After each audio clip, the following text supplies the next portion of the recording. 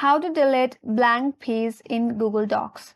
Now let's get started. Now, if you have extra blank page in your Google Docs where you haven't typed in anything or written anything, now you would like to delete some of them. What you have to do is head over to that specific page which you would like to delete. Here I have 5 pages and I would like to delete the last page.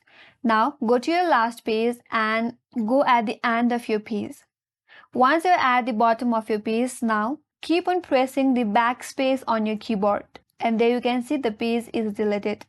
Now all you have to do is simply keep on pressing the backspace in your keyboard until the page is deleted. You have to keep on pressing it and then the page will get deleted. So that's how you can delete the blank page in Google Docs, and that's all for today's video. Hope this video helped you, and if you are new to our channel, make sure to subscribe, like, comment and hit that notification bell icon.